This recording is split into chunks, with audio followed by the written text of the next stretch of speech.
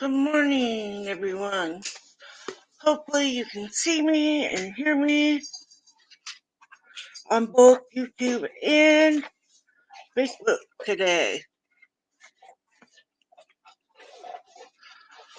I'll let people come in. Today is just a speaker meeting, which means I'm going to tell some of my story. Some of it's embarrassing, some of it's not. So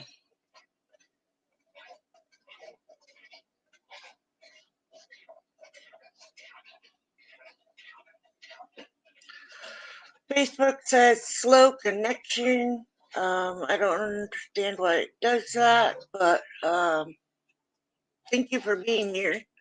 Thank you, Lily, for letting me know that I am seen and heard.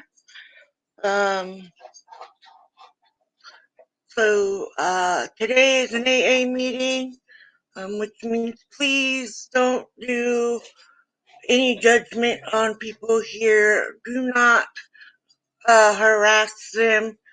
Again, they may just be here to support me in my sobriety journey and doing my meetings for people that cannot get to them for whatever the reason. And if they're in my chat, it does not mean that they are the alcoholic. They may be here to support someone in their family or learn of ways to help them to become sober and ways that they can support that person in sobriety and give them encouragement to keep going. Because after all, that's what we need is encouragement. And that's not just for AA or whatever thing you may have an issue of. But you can use it every day. And we need encouragement in everything. So that's why I do it. And it was a gift for me that I got for free. So anyways, I'm going to go ahead and start the meeting with the Serenity Prayer. And so you know, I'm Sandra. I'm an alcoholic. And let's get it going. God, grant me the serenity to accept the things I cannot change, the courage to change the things that I can, and the wisdom to know the difference. Yes, still to this day, even though I do many of these live streams, I still get tongue-tied and nervous. I do have anxiety, so I'm stepping out of my comfort zone to do these meetings and to do things that help others. So just so you know, it is not an easy thing to do when you have those anxieties. But anyways, we are not on any certain page today, but I am reading the 12 steps and 12 traditions out of the 12 steps and traditions book. They're in the front, in the content. If you don't have a book, go to a meeting. Sometimes you can get a free book.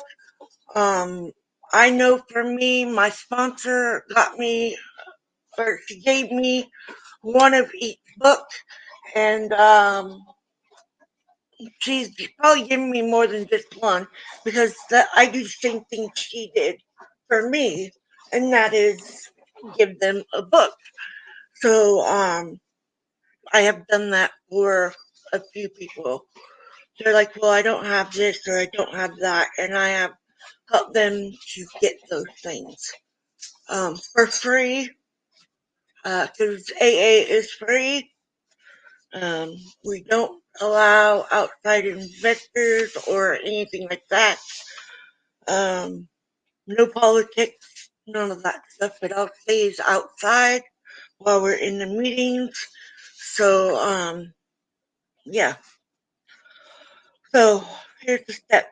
1. We admitted we were powerless over alcohol, that our lives had become unmanageable.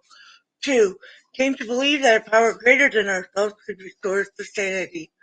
3. Made a decision to turn our will and our lives over to the care of God as we understood Him. 4.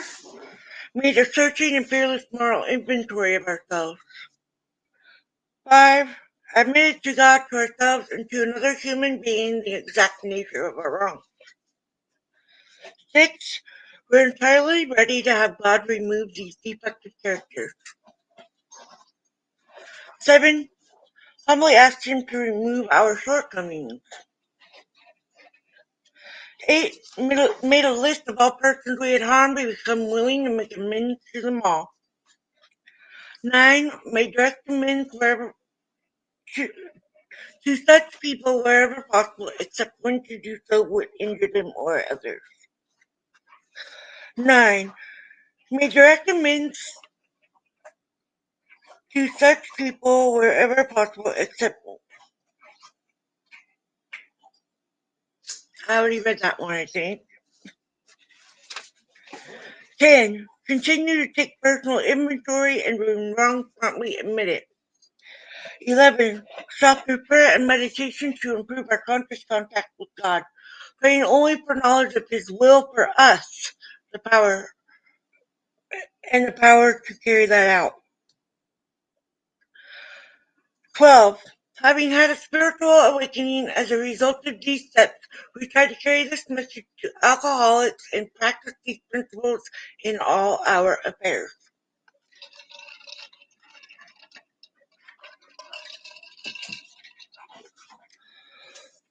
Tradition 1.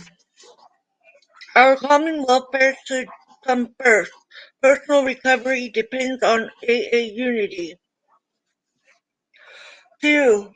For our group purpose, there is but one ultimate authority, a loving God as He may express Himself in our group conscience.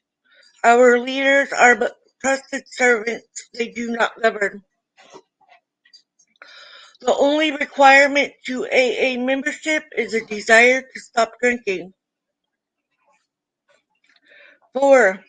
Each group should be autonomous except in matters affecting other groups or AA as a whole. 5. Each group has but one primary purpose, to carry its message to the alcoholic who still suffers. 6.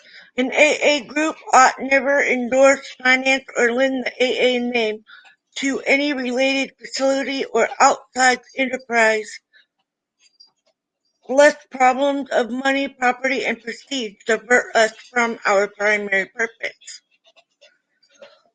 7. Every AA group ought to be fully self-supporting, declining outside contributions. 8. Alcoholics Anonymous should remain forever non-professional, but our service centers may employ special workers. 9. An AA such ought never be organized, but we may create service boards or committees directly responsible to those they serve. 10. Alcoholics Anonymous has no opinion on outside issues, hence the AA name ought never be drawn into public controversy. 11. Our public relations policy is based on attraction rather than promotion. We need to always maintain personal anonymity at the level of press, radio, and film. 12. Anonymity is the spiritual foundation of all our traditions, ever reminding us to place principles before personalities. So, I'm Sandra. I'm an alcoholic. I have been in AA for 8 years. And I find that every day that I remind myself when I wake up that I'm sober, and there's a reason why. The reason for me that I'm sober is because, one, I have to thank AA as a whole, as a community, as a place where I felt safe to share some of my story. Um, but also, when I was drinking, it was not always fun. It was not a good thing. But for a long time, all of my childhood, I knew that I had alcoholics in my family. Didn't know what all it entailed.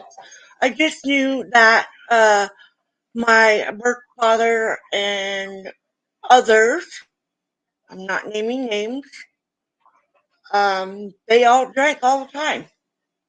And so I always knew about drinking.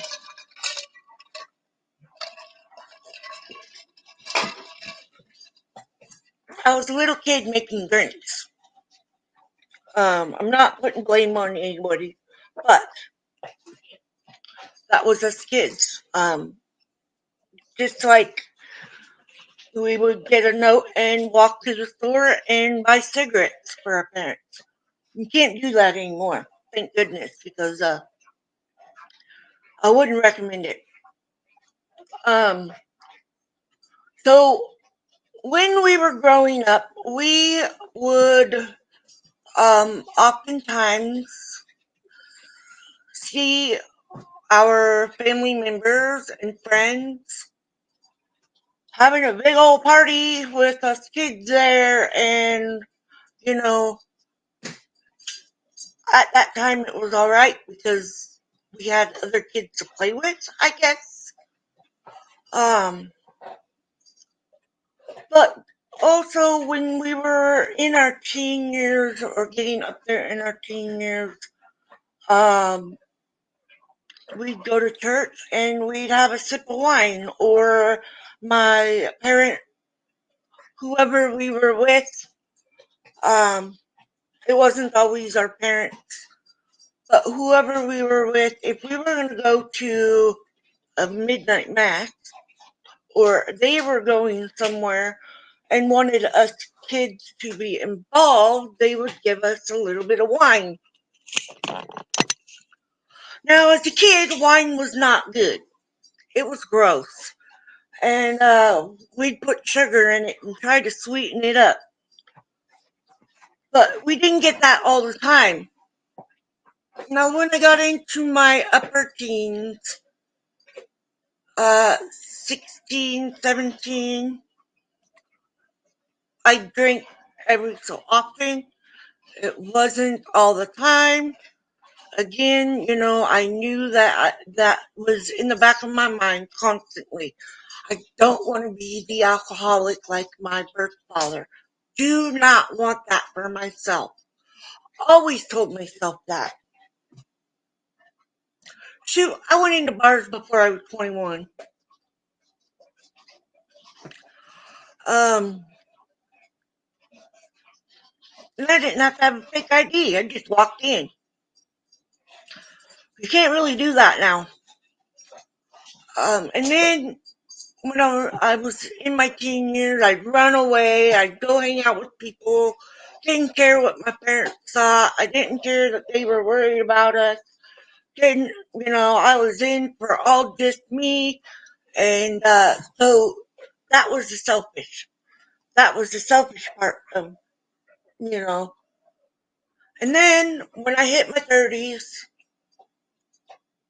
it all went downhill. Um, so eventually, when I got into my 30s, I just gave in. I gave into it. I let it take over my life. It really did take over everything. Um, I'd fight with my sister. I'd say things that didn't happen. I'd do things that were stupid that I should have never done. Like thinking that I was being sneaky and leaving the house at 6 in the morning or 6:30 in the morning to go figure out how I was going to get a beer. Then I took it when I got when I was walking home.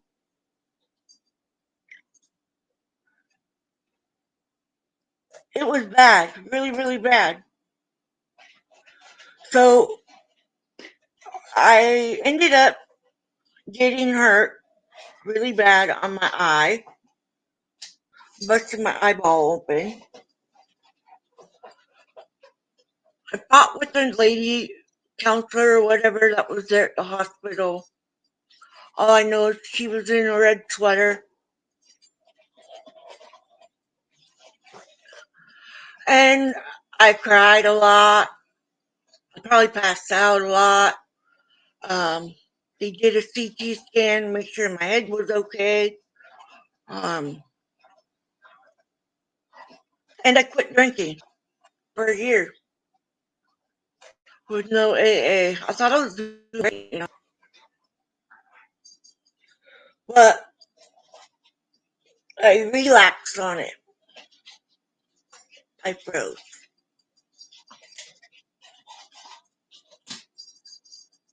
There I am. I'm back. But I relapsed on the alcohol. I ended up getting drunk with my neighbor, and um, I can vouch that when you go out and drink after you've been sober, and then you go to AA, but you're not forced to go to AA for any reason, like driving under the influence, which I did. I drove under the influence once. That was dumb. Never did again. We'll never do that again. But where was I? So yeah, I was sober for a year, and then I ended up going back out and drinking. I didn't have to go slow to get back to where I just come from. I went and I drank and I drank and I drank more and more, and it was, you know, but I moved away from the area I was in. I moved quite a ways away, and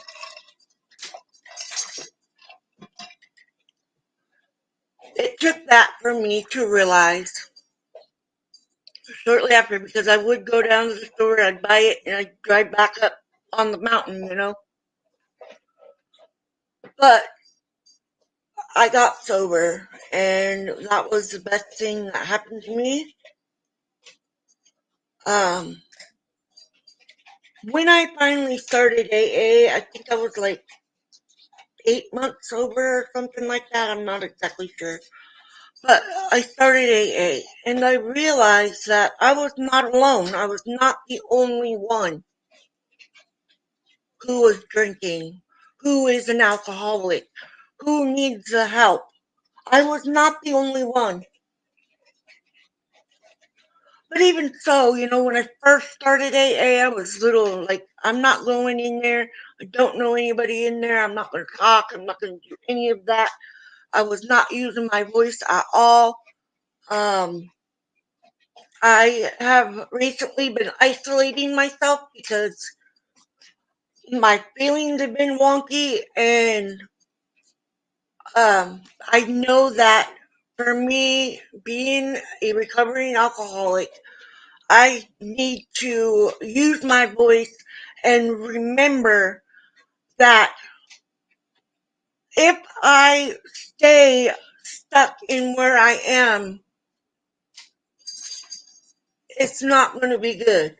So I have to force myself to change things. And so when I need to change things, I know what I need to do. And that's all by the grace of having AA and the steps and the fellowship and everybody that is suffering the same way I do. And they have similar stories. We're all different, but we're all alike. And I just have to say, it has been a true gift to be able to share my story and to be able to help others to find their sobriety and be okay with who they are and have realize that once you make your amends and stuff, people will start to come back. They will start to realize, or should I say, you will start to realize that it was you that had pushed it away. You pushed that person away for the drink. That's what I learned. When I was drinking, I was not nice at all. I did things that I'm surprised that my husband and my kids are still having things to do with me, because at that point, the first time I quit drinking, they were done. They were like, nope, I'm not dealing with this no more. And then all of that happened. And then I found this that works.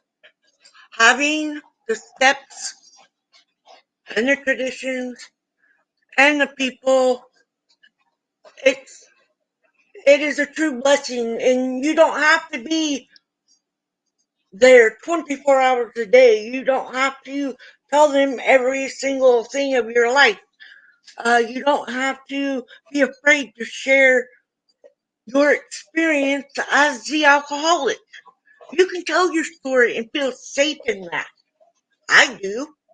I'm not ashamed of what is in my past. I've got today, and I am sober today. And that is all we have. That is all we can do is one day at a time. Because we don't know what's going to happen tomorrow. We know what happened yesterday, but we don't know what happens tomorrow. It's the future. You can't control the future. I mean, you can have your dreams and your hopes and your wants to go and do that thing, which is fine. But also, when things don't go your way, laugh about it. Say, this is happening and I can't change it. So let's do something else. And that's what I do. I can tell you plenty of times I got mad at work and I wanted to throw the scanner. I was irritated at myself, but I was taking it out on the scanner. It wasn't the scanner's fault, it was mine. And so I had to realize, don't throw that. It's going to cost you money and you're the one using it. So, like that. And of course, I had to laugh at myself, like, duh. But that's all part of life. And this is most likely my last Tuesday AA meeting. I start a new job on Sunday. I don't know if I'll be keeping it, but I'm going to give it a go and hope for the best. So I'll be missing you guys on Tuesdays. But I will still be doing a Saturday meeting unless if I don't have service. And if I'm going to be out of service area, I will put in my community tab on YouTube that I am not going to be live that Saturday because I will be out of town or out of signal range, which I can't wait for that every year. But that is why I won't be doing Tuesday lives unless if this job does not work out. I will know on Sunday. Because if it's too much, I won't be sticking it out. But I have to try, you know? Gotta try. And if I was drinking, I sure wouldn't be trying. I'd be going, nope, I'm just gonna spend money I don't have. Yeah, I did that. But anyway, that is my story for today. I will probably start reading something else. Um, I've got to have my kid show me how to split the screen on my laptop so I can have my Facebook on one screen or on my phone or whatever. I'm not exactly sure how I will work it out, but I will try.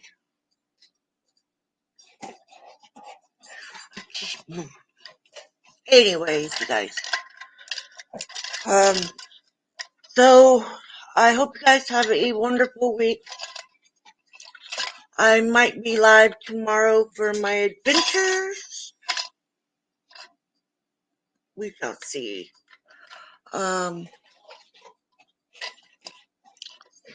we'll see if it's nice weather tomorrow. If it is, we might go outside on an adventure. So, with that, I hope you guys have a wonderful week.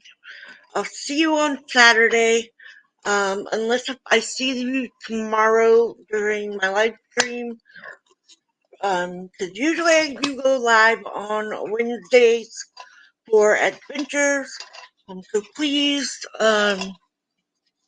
like, comment, and subscribe for all of my adventures and my AA meetings. I do separate those, and that's why I have the banner going. This is an AA meeting, and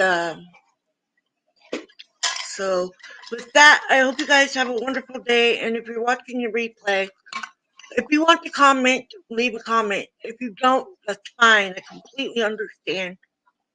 AA is a personal thing, and not everybody wants it blasted. But for me, I am just sharing what works for me.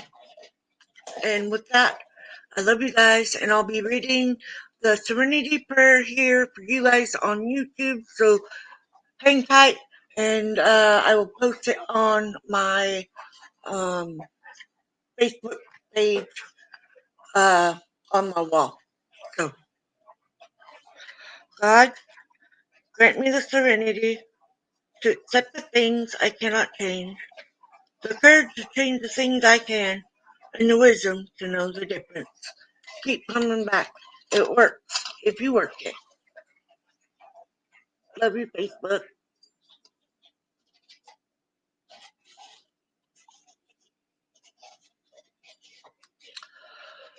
Okay. All right. Let's get to that daily reflection, shall we? Here we go. It's an app you can get. Okay, today is April 23rd. AA is not a cure-all. It would be a product of false pride to claim that AA is a cure-all, even for alcoholism. As Bill sees it, page 285. In my early years of sobriety, I was full of pride, thinking that AA was the only source of treatment for a good and happy life. It certainly was the basic ingredient for my sobriety, and even today. With over 12 years in the program, I am very involved in meetings, sponsorship, and service. During the first 4 years of recovery, I found it necessary to seek professional help, since my emotional health was extremely poor. There are those folks, too, who have found sobriety and happiness in other organizations. AA taught me that I had a choice to go to any length to enhance my sobriety. AA may not be a cure-all for everything, but it is the center of my sober living. I don't go to outside people, but that's just me. I also do this as part of my sobriety.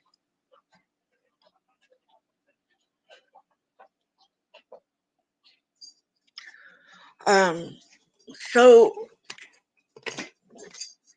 I just want to be able to help people to know that there is help everywhere.